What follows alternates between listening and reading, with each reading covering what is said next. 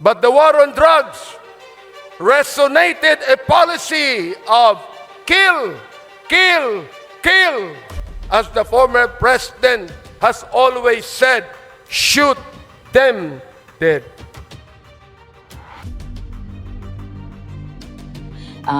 It's a lockdown when President Duterte has told Filipinos to stay at home. And he told troops that if they come out, if we break quarantine, he told them to, and this is a direct quote, he said, shoot them dead.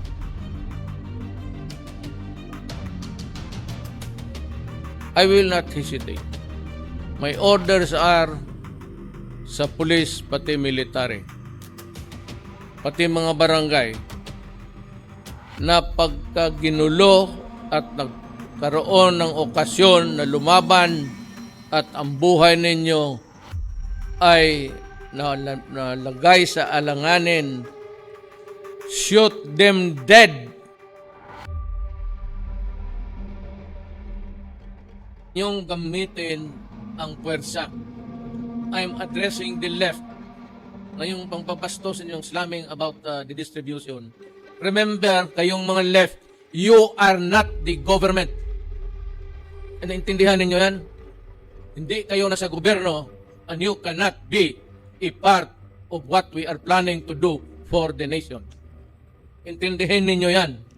Kaya huwag kayong maggawa ng kalukuhan at magrayot-rayot yan because I will order you detained at bibitawan ko kayo pagkatapos na wala na itong COVID.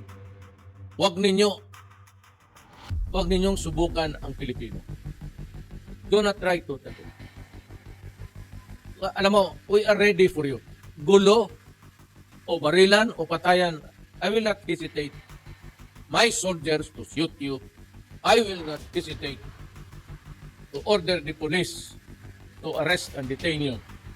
Ngayon, pag kayo ang na-detain, bahala kayo sa pagkain ninyo. Kasi ibigay ko doon sa mga lupo-lupo kagaya ninyo pang gulo. Ibigay ko na lang yun sa mga matinok pati ng mga ilan. Huwag ninyo akong takutin ng gulo-gulo. Kasi kung gusto talaga ninyo ng gulo, guguluhin natin ang bayan natin. Total, wala pa naman pagkain. Kung gusto ninyo barilan, sige. Gusto ninyo ng pupukan, I will not hesitate.